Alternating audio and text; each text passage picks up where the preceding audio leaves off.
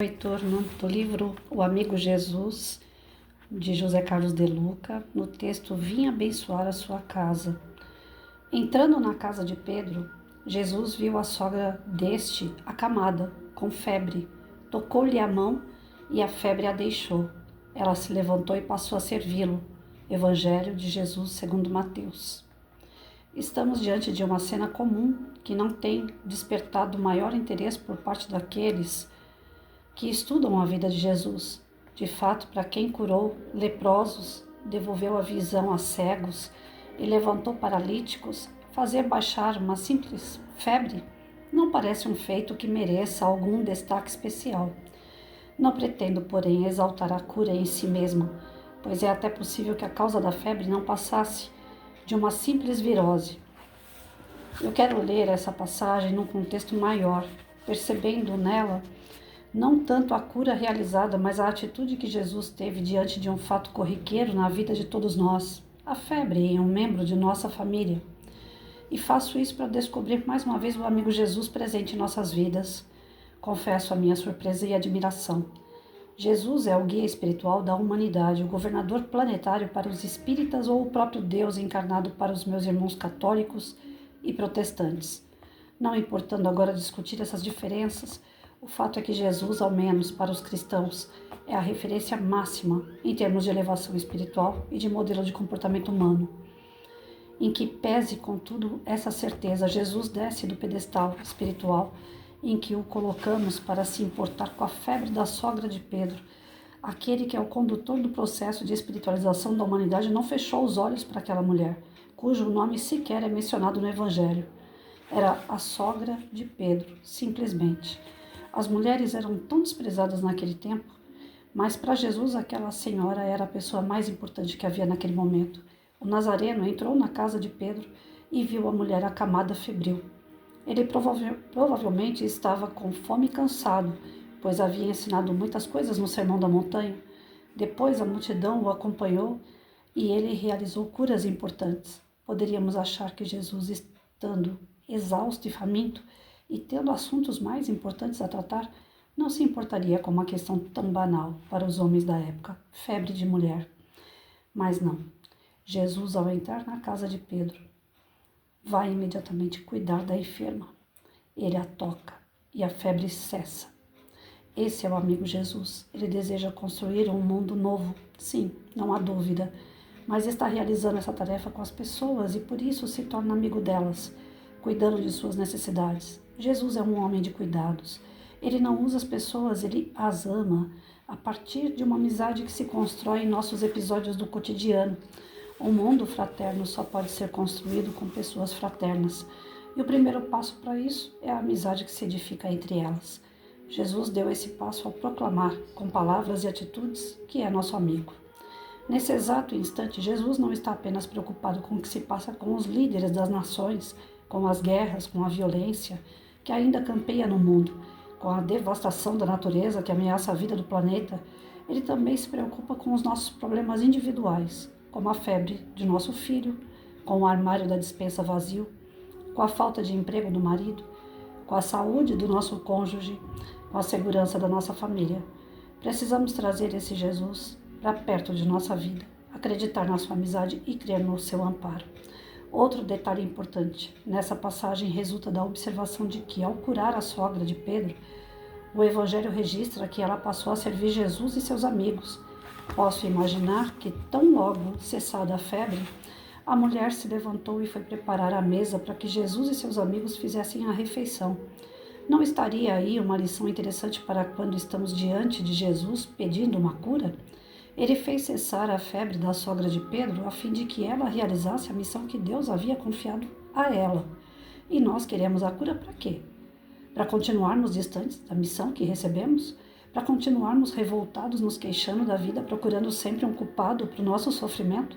Jesus curou aquela mulher para que ela servisse. E quanto a nós, a nossa vida serve para quem?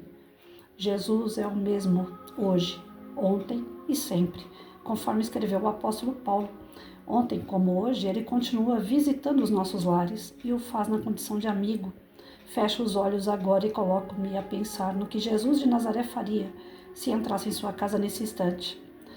Meu bom amigo, vim buscar abrigo em sua casa.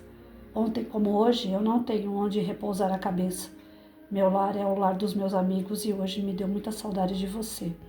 Algo me dizia que você estava precisando de mim. Aqui estou. Você me parece aflito, está cansado, não é? Eu bem sei o que o aflige.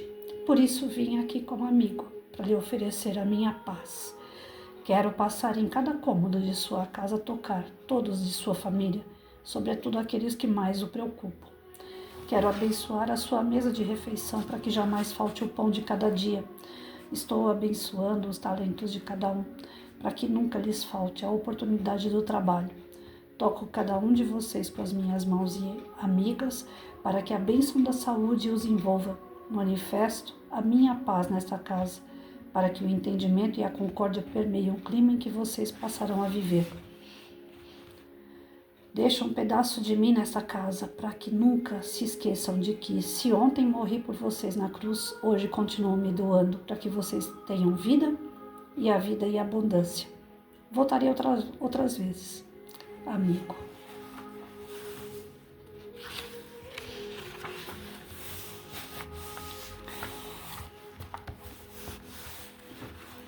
Pronto, ganhei um pouquinho de fôlego para falar.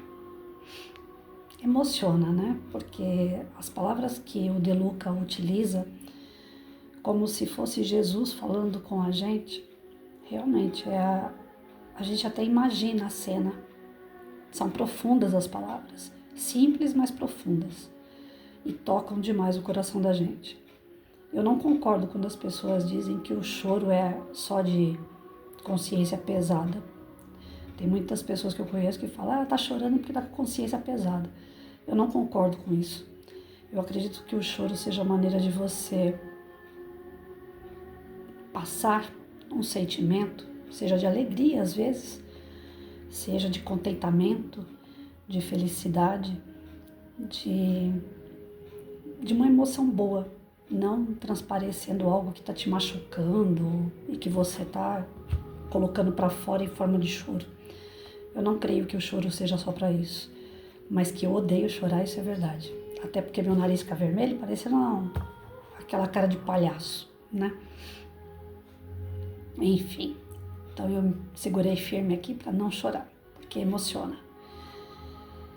Ficar imaginando o Cristo entrando dentro da minha casa, da minha simples casa, da minha simples vida, com tanta coisa importante para ele se preocupar e ele vai se preocupar comigo. Já pararam para pensar assim? A gente ora, a gente quer Jesus perto, a gente pede proteção, auxílio, luz, amor, que ele nos cubra com seu manto de paz. Mas já pensou de verdade Jesus entrando na sua casa, como eu imaginei ele entrando na minha? Eu não consigo nem imaginar o tamanho da grandeza desse Espírito. Eu creio que se fosse para ver ele fisicamente, materializado, né, como a gente costuma dizer, eu acho que eu não ia conseguir. A luz dele ia me cegar, porque eu ainda sou tão pequena para isso. Falar de Jesus é uma condição que nos colocam, a gente precisa falar dele, a gente precisa falar com ele, mas ele não quer diminuir ninguém, mas a gente se sente diminuído, porque a grandeza dele não tem como a gente medir. A bondade de Jesus, o amor de Jesus é tão gigante que não dá para a gente compreender. A gente ainda está longe de agir como ele, de pensar como ele, de sentir como ele. Nós queremos ser como ele.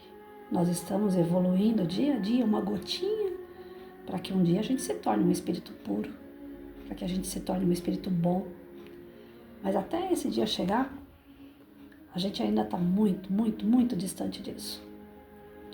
A nossa compreensão está nas letras, das palavras que a gente aprende no beabá de uma encarnação. Mas não é o alfabeto inteiro. Ainda não é a questão. Jesus, ele não é que nem as letras, né? As letras têm o alfabeto. Ali é limitado. São aquelas letras ali, ponto. Jesus não é isso. Jesus é como se fosse um numeral. O numeral é infinito. Cada vez que você coloca um número na frente do outro, ele cresce. E vai crescendo, crescendo, até chegar um momento que você não consegue nem pronunciar o número, o nome daquele número. Jesus para mim é isso, é algo ilimitado. Veio propaganda aqui no meio. Então, para nós é algo a se desvendar, é algo a conhecer dia a dia, para que a gente venha caminhar como Ele. Eita, que tá longe ainda, hein? Se entender Jesus tá difícil, imagina caminhar como Ele caminhou, usando os chinelinhos dele. A gente sabe da grandeza dele, tem uma ideia, mas não faz ideia do que fazer para chegar até aquela grandeza. Tem muito chão ainda.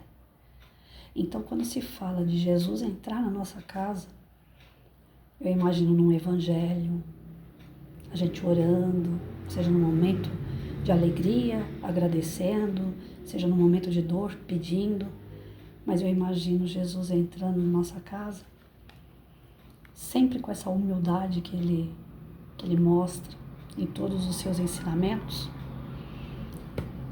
e colocando a mão no nosso ombro, falando: eu estou aqui, você me chamou e eu me preocupo com você.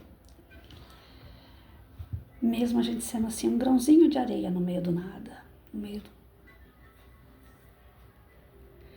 eu imagino Jesus encostando a mão no ombro e dizendo: eu estou aqui.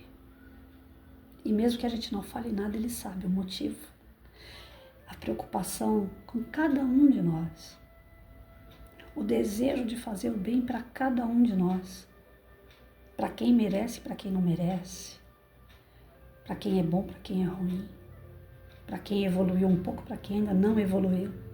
Jesus não escolhe, não segrega, não separa. Ele trata todos como iguais, mesmo sabendo que nós não somos, porque ele sabe o que cada um de nós somos. Não adianta fazer caras e bocas, fazer aquela oração linda e maravilhosa, porque ele conhece o nosso coração. E mesmo conhecendo todas as nossas intenções, que muitas das vezes são más, porque nós ainda temos as más inclinações, Jesus perdoa e trabalha por nós. Tem ideia do que é isso? Quando a gente aprende a fazer o evangelho dentro do centro espírita, na católica é feito as orações na hora de dormir, nas festas, né? Páscoa, Natal, eu lembro que tem aqueles rituais dos momentos certos de se fazer uma prece. Meu pai foi criado com padre, a minha mãe foi criada dentro da igreja católica. Eu fui criada dentro desses preceitos católicos, mas nada na católica me convencia. Desde pequeno eu era muito crítica. Eu achava que tudo aquilo ali não ia me servir de nada. Eu achava que as preces repetitivas eram monótonas, chatas, que até quem pudesse me ouvir, até mesmo meu anjo de guarda, nem ali ele estaria, de tão chato que era ficar repetindo as mesmas palavras várias vezes e sem sentimento, por obrigação, para efeito de protocolo. Era protocolo daquela religião fazer uma série de preces. E como eu já falei outras vezes aqui, quando eu fui falar com o padre, que eu tinha que me confessar, eu tinha beirando meus 11, 12 anos, e falei pro padre: eu não sei o que foi que eu pequei em 12 anos, eu nunca confessei na vida. Ele viu o tamanho da minha inocência até ali, ele falou assim: vai lá e reza 2 Pai Nosso, 2 Ave Maria, tá tudo certo. Eu falei pra ele: poxa, padre, mas eu rezo todo dia um monte de Ave Maria, um monte de Pai Nosso, então não precisava nem rezar essas 2 Ave Maria e 2 Pai Nosso, porque eu já rezo todo dia um monte de vezes essas preces. Então tô pagando muito pecado que eu nem devo, né? É difícil você associar a prece quando você está no mecânico, né? No automático. Se associa a prece ao protocolo. A minha religião obriga a fazer isso. Não é pelo amor, não é pelo desejo, por um objetivo, para agradecer de verdade. Não era. Então aí eu fui entender através do Espiritismo aos 16 anos que existia essa prece que liga de verdade a gente com Deus, com Jesus. Eu fui para Pirapitingui uma vez, já contei essa história também em uma outra oportunidade. E a gente estava fazendo um trabalho, o pessoal do Centro Espírita, junto às pessoas daquele local. Pirapitingui é um bairro praticamente, só de leprosos. É tudo fechado, as pessoas internam lá, têm as suas casas. Quando um leproso morre, a sua casa é higienizada e é dado a outro leproso. A gente fala leproso, mas é hanseníase a doença hoje, né? Mudou o nome, porque lepra lembra aquela época de Cristo, aquele preconceito todo. Não tem cura essa doença. Ela degenera a pessoa, né? E contamina, ela é contagiosa. Então, tudo da pessoa tem que ser separado, ela não pode ter contato com outras pessoas. O contato que se tem não pode ser físico. Por uma obra de Deus, sei lá, quando a gente faz as coisas pelo coração. Eu entrei num hospital lá e vi uma senhora embaixo de um lençol deitada, onde ela só tinha a cabeça e o tronco. Ela não tinha mais os braços e nem as pernas. E quando eu entrei no quarto, aquela senhora me abriu um sorriso que eu parecia que estava revendo alguém que eu já conhecia. E a gente que é espírita sabe que essas coisas não são acaso. Certamente eu já conhecia aquela senhora de algum lugar, de alguma outra encarnação, outro momento. E quando eu entrei, eu não consegui me controlar. Eu fui até a cama daquela senhora, mesmo sabendo que não podia, mas eu fui e abracei aquela senhora.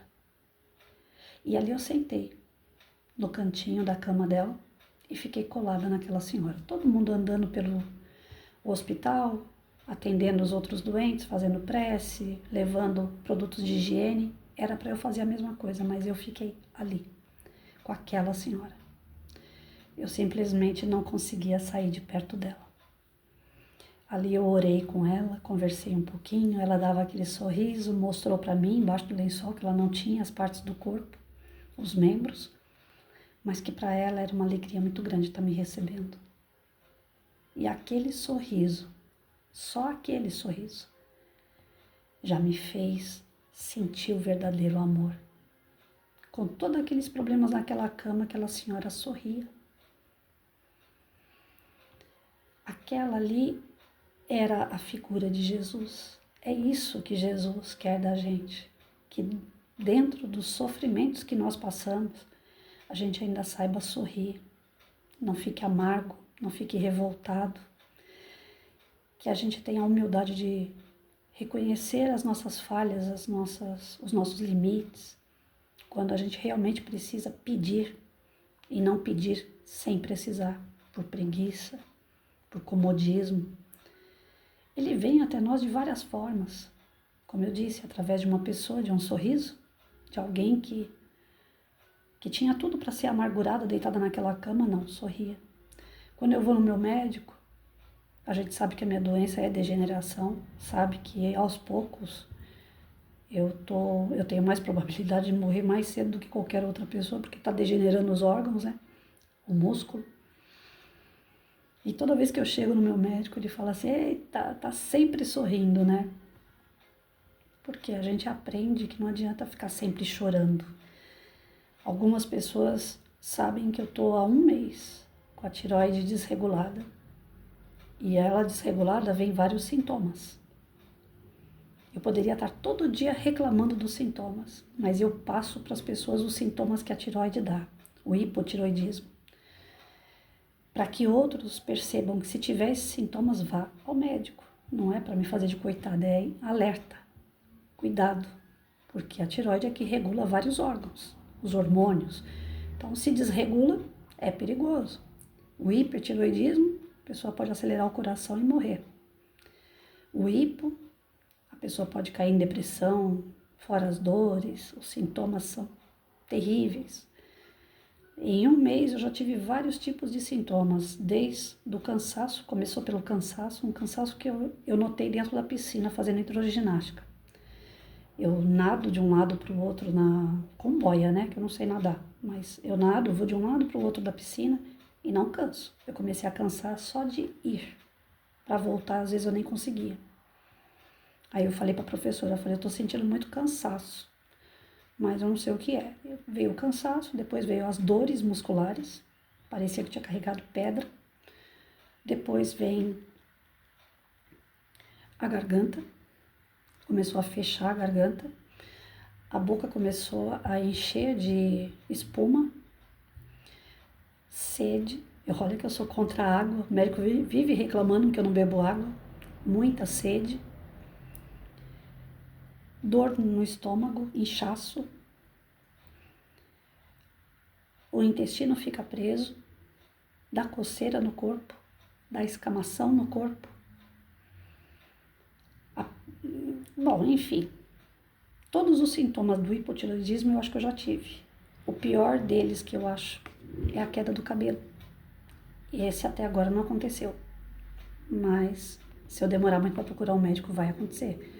É que meu médico já está perto. Então eu estou segurando para ir no meu médico. Eu não quero ir em qualquer um.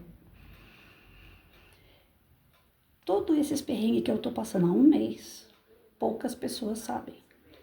Porque não adianta você sair por aí. Ah, eu tô com dor hoje. Ah, eu tô assim. Ah, eu tô assado. Então eu prefiro ficar quieta, fico no meu canto, do que mostrar para as pessoas esse lado.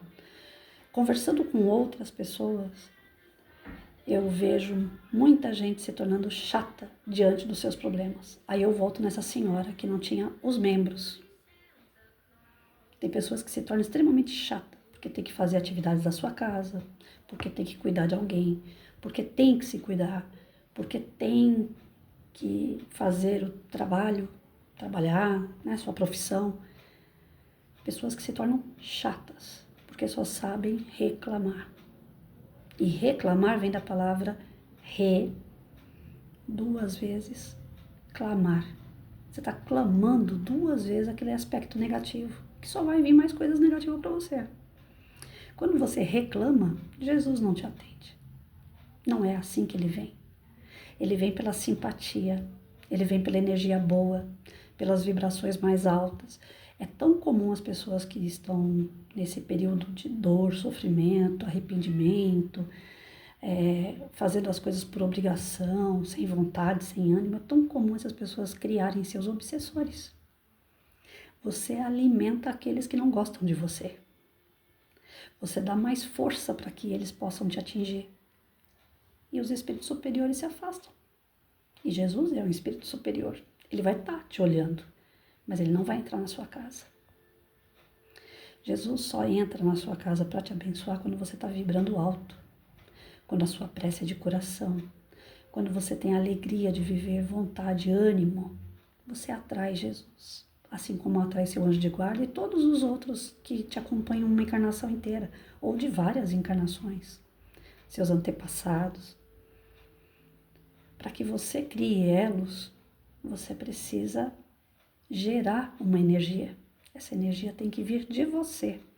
Para que Jesus entre na sua casa, você precisa abrir a porta. Ele não vai invadir. Então, lá em Pirapitingui, vendo essa senhora sorrindo diante das suas adversidades, eu senti Jesus ali, o amor verdadeiro. Quando eu converso com uma pessoa que tem N problemas e ela está dando risada, brincando, contando piada, não é máscara, não é falsidade. Ela está se esforçando para ter uma energia boa, apesar dos pesares. A gente não pode avaliar uma pessoa e dizer, como ela é falsa. Nossa, sorri o tempo todo, isso é pura falsidade. Ela coloca nas redes sociais só coisa boa. Falsidade. A vida dela não é esse mar de alegria. Não é falsidade. Se ela está colocando aquelas coisas na internet, lá, seja Instagram, Face, o que for, não é uma questão de falsidade. É que ela não quer ficar num padrão vibratório baixo. Ela quer elevar. E se a forma que ela encontra de elevar é compartilhar coisas boas, aonde é que ela está errada aí? Aonde é que está sendo falsidade? Até que ela elevando, é bom para ela, e alguém que está vendo aquelas coisas engraçadas ou coisas boas que ela posta, está servindo de referência está sendo bom para alguém também. O que a pessoa está ruim, aí é bom ela manter a vibração baixa? Ela se isolar, se fechar, chorar e depois só ficar reclamando a todo mundo, postar na internet que a vida dela é uma porcaria, que ela não vê a hora de melhorar a vida dela, que até hoje ela não sentiu melhora, que tudo acontece com ela, colocar guerra, caos, violência, que é só isso que ela consegue enxergar no momento, para os outros também verem, além dela não estar se melhorando, ela não está chamando Jesus, ela também não quer que os outros chamem. Ela quer contaminar as pessoas com a sua amargura? Eu não vejo falsidade nisso. Vejo falsidade quando a pessoa, por exemplo, não tem condições nem mesmo de bancar um carro, por exemplo, mas fica postando viagens. Foi para uma série de lugares, mas não tem condições de pagar nem a gasolina do carro. Aí ela está postando aquilo para ostentar. Está colocando roupas maravilhosas, mas na casa dela está faltando o arroz e o feijão. Então aí é ostentar. Aí é você passar da medida. Quando você posta alegrias, coisas alegres, brincadeiras, você só não está querendo cair na tristeza. E com isso você ainda ajuda outros a não caírem na tristeza também. Conheço pessoas que são adoentadas, que têm comorbidade tão grave quanto a minha. Fazem palestra. Vão levar a boa palavra onde eles podem ir. Eu tenho mais dificuldade para fazer uma palestra presencial, porque muitas das vezes eu conto com a ajuda de segurar no braço de alguém. E às vezes eu não tenho alguém para segurar o braço. Se chover, eu não tenho sapato para andar na rua. Então, para mim, fica ruim. Aí vocês vão falar, por que a Patrícia não tem sapato? Porque a poliomielite, ela faz com que a gente perca a noção das pernas. O certo já era estar numa cadeira de roda, mas eu não me entreguei. Então eu arrumei pantufa para usar, que é leve e eu consigo dominar ainda meus passos. Se eu colocar um sapato que seja borracha mínima, ele pesa, meu pé não levanta. Aí é perigoso eu cair. Então se chove, eu não tenho sapato para sair. Não dá para usar pantufa na rua. Ela escorrega, eu caio. Então é isso. Tem outras pessoas que vai de bengala, vai sem ajuda, se coloca em risco, mesmo com a comorbidade até mais avançada do que a minha. E levam, de fato, a boa palavra. É o amor verdadeiro se instalando ali. Essa pessoa certamente é apoiada por Jesus. Porque além dela fazer para ela, está fazendo para os outros. E é o que Jesus espera de nós. Que a gente faça. Pode ser mínimo que for. Aqui, no caso, ele não foi ver uma febre. Febre, em vista de tantas outras doenças que ele curou, não é nada. Ele podia ter deixado aquela mulher com a febre dela que ia passar. Mas ele se importa até com as menores coisas que acontecem com a gente. E a gente dentro de casa não se importa quando alguém está com febre, quando alguém está com dor de barriga. Quantas e quantas vezes eu socorri namorados meus com dor, com qualquer tipo de falta de saúde. Não vou falar os detalhes. Tudo que é tipo que vocês podem imaginar, eu já socorri. E eu, tendo uma dor de barriga, um desarranjo intestinal, não tive ninguém para me ajudar. Eu mesmo tive que me virar, dar mal-estar, dar desmaio, dar uma série de coisas, e a gente tem que se virar porque o outro estava dormindo, porque o outro não viu, porque o outro não se importou. Essas partes de um relacionamento que a balança pende mais para um lado do que para o outro é que faz a gente desistir dos relacionamentos.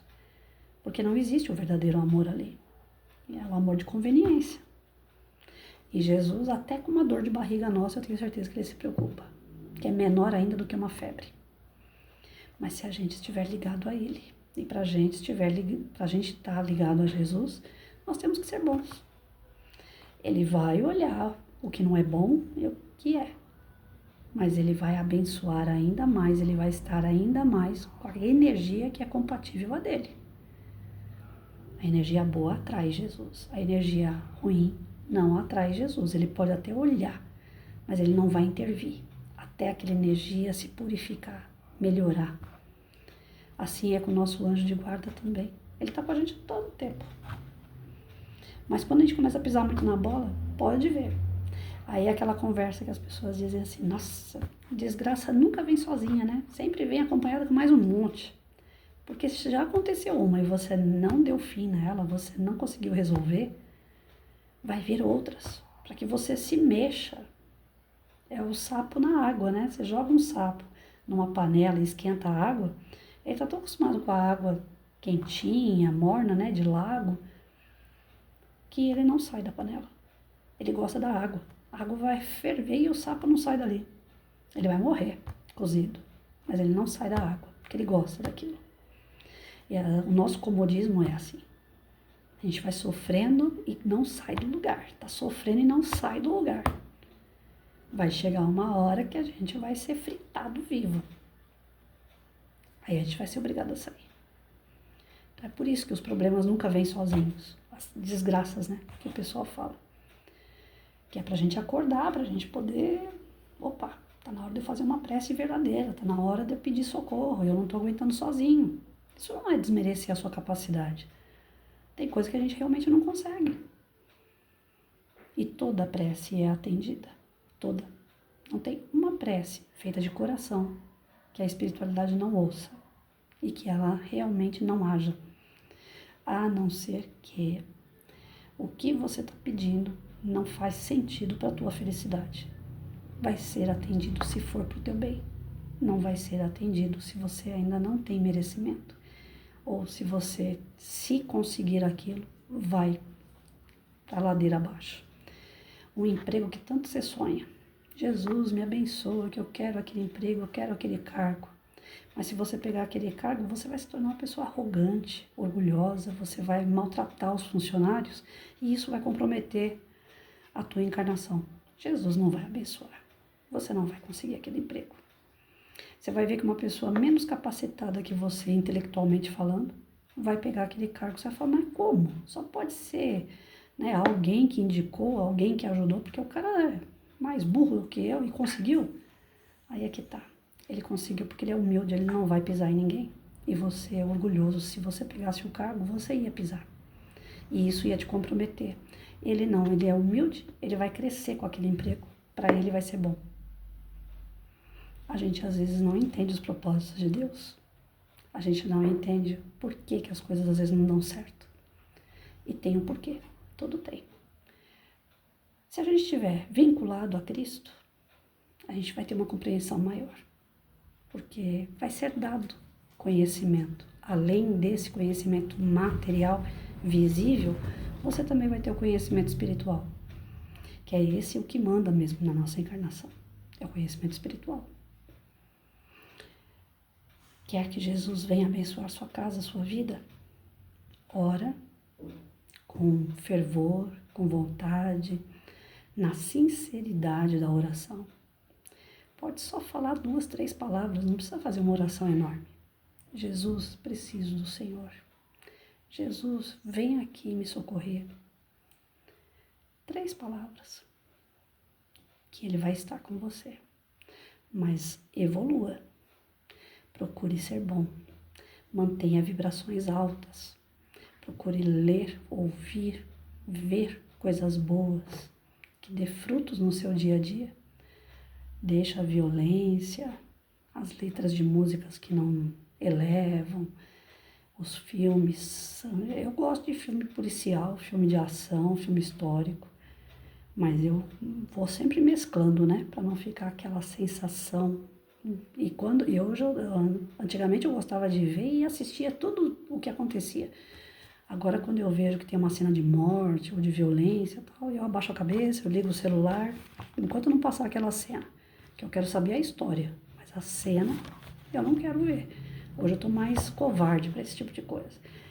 E na verdade não é covardia, né? Na verdade é que aquilo já não me serve para mais nada. Para que eu quero ficar vendo uma cena lá que um tá matando o outro? Não me traz benefício nenhum.